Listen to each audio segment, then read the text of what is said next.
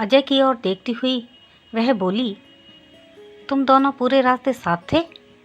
हाँ प्रिया, मैं इसे अकेला नहीं छोड़ सकता था। यह बहुत डरी हुई थी। प्रिया अजय का हाथ पकड़ती हुई बोली, इसे जाने दो। मुझे तो बस इस बात की खुशी है कि तुम सुरक्षित लौट आए। सच बहुत डर गई थी मैं। कहती हुई वह अजय के सीने से लग गई। अजय ने प्यार से उसे बाहों में भरा और बोला, रास्ते भर बस तुम्हारे बारे में ही सोचता रहा। मगर यह क्या? बोलते बोलते उसकी आवाज़ अटक गई। कहीं वह झूठ तो नहीं बोल रहा, उसने सोचा। तभी वह लड़की वहीं बैठे बैठे बोल पड़ी, मुझे भूख लगी है, कल से कुछ नहीं खाया, मैं अभी कुछ मंगवाता हूँ। कहते हुए अजय ने प्रिया का हाथ छोड़ दिया और आगे बढ़ा। तो प्रिया उसे रोककर बोली, तुम बैठो, मेरे पास खाने की कुछ चीज़ें पड़ी हैं, अभी ही मंगवाया था उन्हें, वही खिला देती हूँ। भूख तो तुम्हें भी लगी होगी ना, चलो हम दोनों बाहर चलकर कुछ खा लेते हैं। अजय समझ रहा था कि प्रिया उस लड़की के साथ सहज नहीं है। वह उसके साथ अकेले वक्त बिताना चाहती है।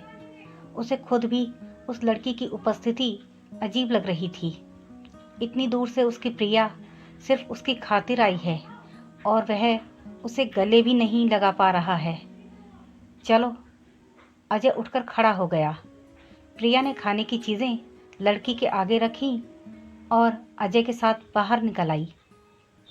मैं तुम्हारी खातिर अपना सब छोड़ आई हूँ अजय, अब सिर्फ तुम ही अब मेरे पास हो और मैं चाहती हूँ कि तुम भी मेरे बनकर रहो। प्रिया अजय की नज़रों में झांक रही थी। वह उन आँखों में सिर्फ खुद को देखना चाहती थी। अजय ने पलकें झुका लीं। वह प्रिया के मन की बेचैनी समझ सकता था। उसने प्रिया का हाथ थामकर कहा, ऐसा ही होगा। प्रिया मुस्कुराई, पर उस मुस्कुराहट में आशंका साफ नजर आ रही थी। अजय और प्रिया खाते वक्त खामोश थे, पर दोनों के मन में तूफान मचा हुआ था। बहुत सुंदर है लड़की, अचानक प्रिया बोल पड़ी। तो अजय ने अजीब नज़रों से उसकी तरफ देखा। प्रिया का यह रवैया उसे सख्त नापसंद एहसास दे गया। बस यूं ही कह रही हूँ, वह मुस्कुराई। मुझे तुम पर पूरा विश्वास है, पर आज क्या वो हमारे साथ ही रहेगी? अब क्या करूं बताओ, अकेला कैसे छोड़ दूं उसे? मैं खुद परेशान हूँ। कहाँ हम अपनी ज़िंदगी के इतने कठिन मोड़ पर खड़े हैं और कहाँ यह लड़की इस वक्त हमारी ज़िंदगी में परेशानी बढ़ाने आ गई। आगे के शब्द प्रिया ने पूरे किए तो अजय मुस्कुरा कर रह गया। चलो इसकी बातें छोड़ो, मैं इसे माँ के पास छोड़ाऊँगा, वहाँ घर के काम में मदद कर दिया करेगी, या अंकल के यहाँ छोड़ दूँगा। तुम यह सोचो कि अब आगे क्या करना है। अपने माँ बाप को मैं काफ़ी हद तक राज़ी कर चुका हूँ इस शादी के लिए। बस तुम्हें देख लेंगे तो बाकी का एतराज़ भी खत्म हो जाएगा। अजय ने प्रिया का मूड ठीक करने की कोशिश की तो प्रिया के चेहरे पर प्यार की सुर्खी फैल गई। दोनों खा पी कर उन्हें होटल लौट आए। वह लड़की अब काफ़ी हद तक सामान्य हो चुकी थी। रात में दोनों लड़कियां बेड पर और अजय सोफे पर सो गया।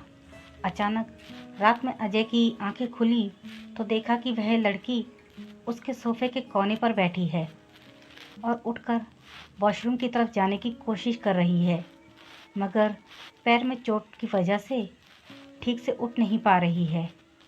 अजय को उठा देख वह लाचार नज़रों से उसकी तरफ देखती हुई बोली, मैं उधर जा रही थी तो चला नहीं गया। अजय ने चुपचाप उसे पकड़कर उठाया और वॉशरूम तक ले गया। इस दौरान प्रिया की आंखें खुल चुकी थी। वह इन दोनों को इस तरह साथ देखकर चौंक पड़ी।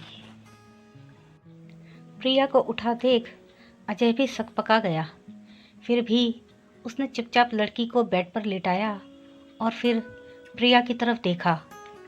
वह करवट बदलकर सोने का दिखावा करने लगी। अजय भी आकर लेट गया। उधर प्रिया रात भर करवटें बदलती रही। उसे नींद नहीं आ रही थी।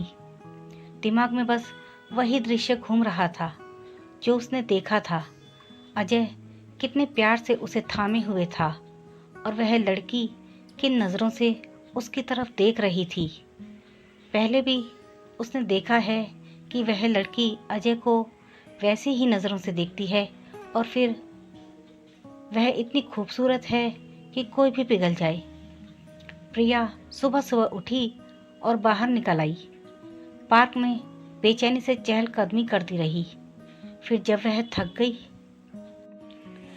तो वापस कमरे की ओर लौट पड़ी, मगर दरवाजे पर पहुंचते ही उसके पांव रुक गए।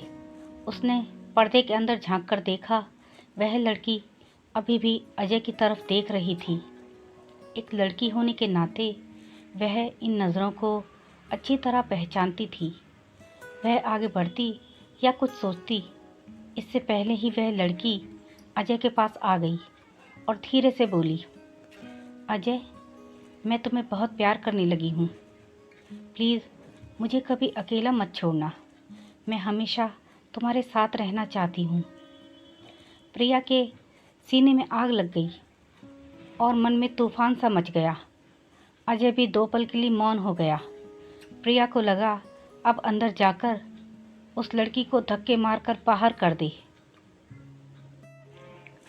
तभी लड़की का हाथ आहिस्ता से परे सरकाते हुए अजय ने दृढ़ शब्दों में कहा, मैं प्रिया से प्यार करता हूँ और सारी ज़िंदगी उसी का बनकर रहूँगा। जो तुम चाहती हो वह नहीं हो सकता, मगर हाँ, मैं तुम्हें तकलीफ़ में अकेला नहीं छोड़ूंगा। ऐसा इंसान मैं नहीं हूँ। इसी शहर में मेरे अंकल रहते हैं जो डॉक्टर हैं। उनकी कोई संतान नहीं, वे बुज़ुर्ग हो गए हैं और उनकी पत्नी बीमार रहती हैं। तुम उनकी सेवा कर देना और वे तुम्हें बेटी की तरह प्यार देंगे। लड़की ने कुछ नहीं कहा, बस खामोश नज़रों से अजय की तरफ देखती रही। फिर धीरे से बोली कि आप प्रिया से प्यार करते हैं। मुझसे बड़ी गलती हो गई, मगर मैं कभी आपको भूल नहीं पाऊंगी। आप मुझे जहाँ चाहें भेज दें, मुझे पूरा भरोसा है आप पर। कहकर वह खामोश हो गई। इधर दरवाजे पर खड़ी प्रिया के लिए अपने आंसू को रोक पाना कठिन हो रहा था। मन के गलियारों में उमड़ता यह तूफान अब थमता जा रहा था। उसे ऐसा लग रहा था जैसे उसके मन में उठी बेचैन लहरें धीरे धीरे शांत होती जा रही हैं। उसे अजय की वफा ने एक झटके में प्यार के रंगों से सराबोर कर दिया था। वह पूरी तरह इस तूफान के डर से मुक्त हो चुकी थी। अजय के प्रति उसका प्रेम और भी गहरा हो गया था।